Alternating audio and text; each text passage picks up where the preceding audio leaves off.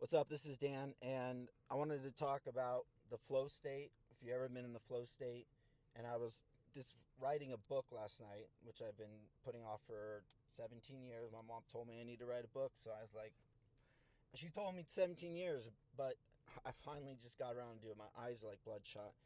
And the flow state, if you're creative, if you're highly creative, I think those people, we know the flow state like no one else, because we get in a flow state and it's like things come out where we could create anything in like 2 days, and then we could go months without like creating anything. And it's people that have created books in like 24 hours, and then they go 3 years without creating stuff. There's people that have gone like 8 years or something, and that's what writer's block is, right? And so if you ever been in a flow state, you understand. And there's songs that I used to write. I wanted to be a rapper before I wanted to be be on stage and be a motivational speaker. I wanted to be a rapper. It wasn't really me being wanting to be a rapper. It was actually me just not knowing that I was supposed to be on stage. I just knew I needed to be on stage, and I interpreted it as me being a rapper. And so I had these lyrics, and I'm like, I didn't write those lyrics. I did write them, but I don't like it. It just like came out of me, and I don't even really. I wasn't conscious. And I think that if you're creative and you write, or you create music or whatever, like sometimes it's like, man, that doesn't seem like me. I don't know where it came from. So did it come from the higher source? I don't know. Like I don't know anything. I All I do is just like to ask questions, because I feel like no one knows more than anyone else. I mean, how could they, unless they've died and talked to whatever the higher source is, God, whatever, and they came back and they were able to tell you. And I think a lot of it is just we're interpreting whatever we experience on this world. We're interpreting energy, we're interpreting just feelings, emotions. And there's times where like synchronicities come, and if you've ever had like synchronicities in your life, you're like, people always will tell you it's just like luck, or it's just what do they like to say? It's just coincidence. Coincidences are, I don't believe in coincidences. If it happens just one time, but if it happens and it's just like things just keep falling in place, and things just like just happening, that you're like, dude, this is just more than a freaking coincidence. This is synchronicity. And the Joe Dispenza talks about synchronicities. He's like, it's breadcrumbs from the universe. It's like, follow that. Whatever this, when you're in the flow state, or when you're in the you have these synchronicities. He says, these are breadcrumbs from the universe. It's like, follow this.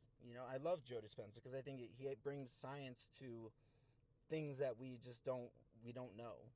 And he brings up a lot of questions that I think a lot of us should ask. And me, I don't know anything more than you, but I just like to ask questions. And I'm very sensitive to energy, so I'm very sensitive to things that I feel and things that I see, and I'm very hyper aware. So when these synchronicities come through, I'm like very hyper aware. I'm like, that happened, this happened, this happened. I was thinking about this, and then this came up, and there's a lot of things you could say. Well, you were just thinking about it, so you noticed it. That's what a lot of them, in psychology they say that, and I understand that. But there's some synchronicities that happen that are like one after another, and you're like, I've been thinking about this, and this, and then I see it today, like all of these things. And well, my dog's just throwing up in my car after I just clean it. And so this flow state is just such a weird phenomenon. Rocky, it's throwing up, man. Come on, throw it up.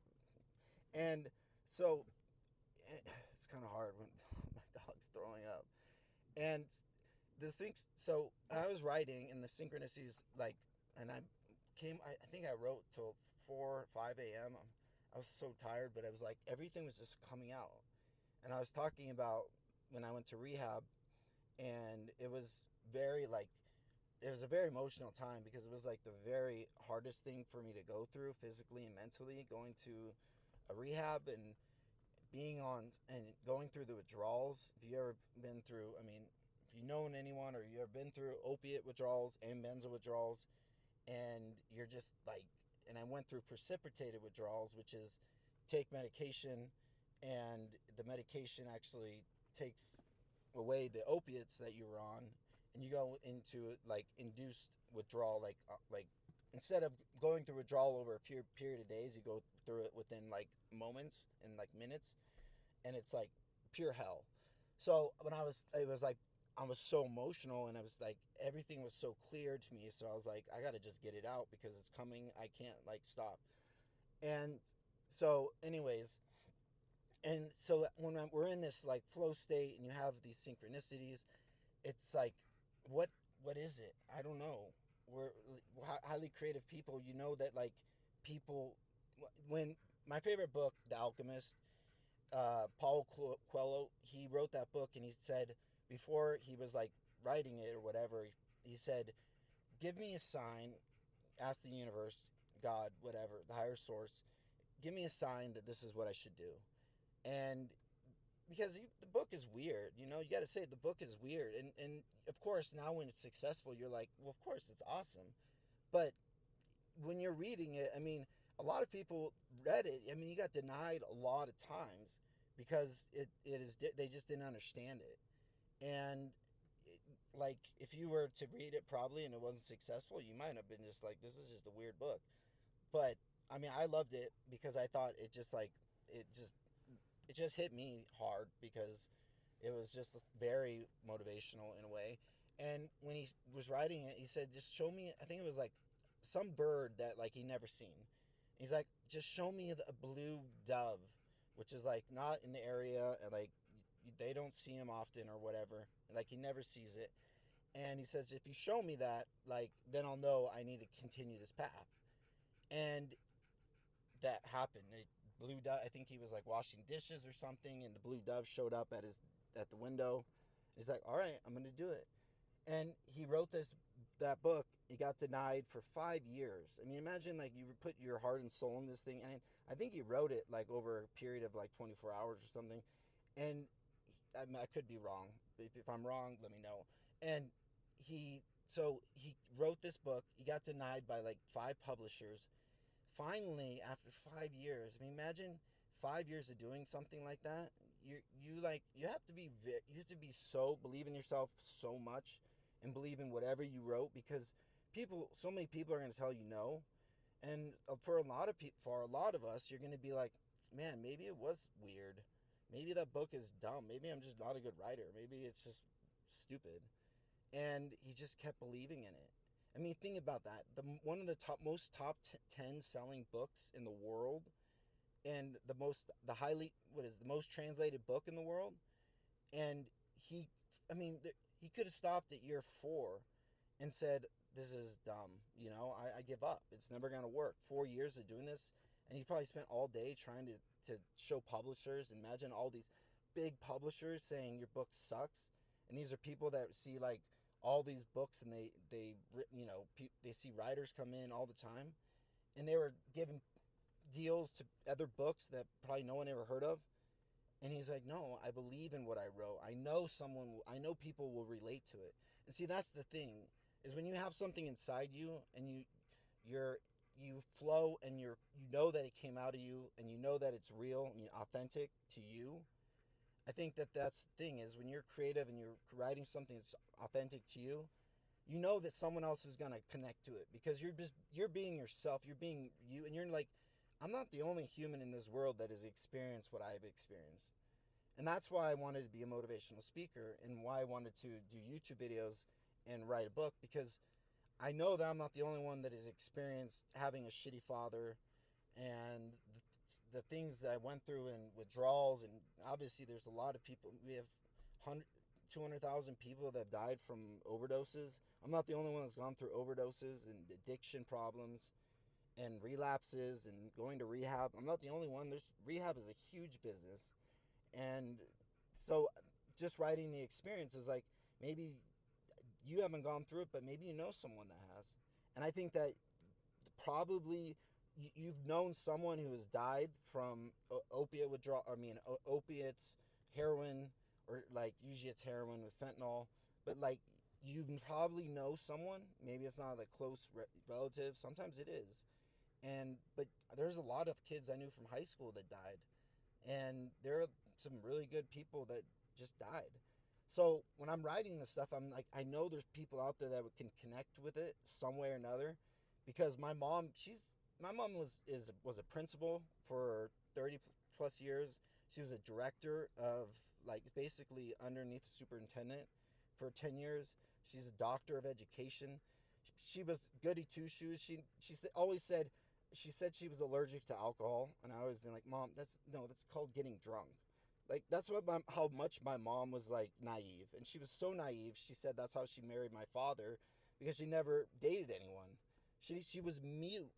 My mom was mute, till, I think she said, 18 years old. She never spoke. She didn't speak to anyone but her sister, one of her sisters. That was it. She was mute.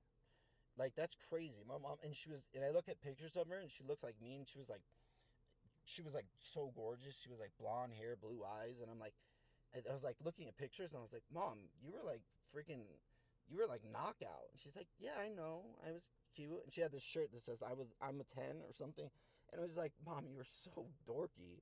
And you ended up with my dad, who was just like this scumbag who had this, like, he'd wear this necklace with a tennis racket, and I was like, God, and he was just such a douchebag, like.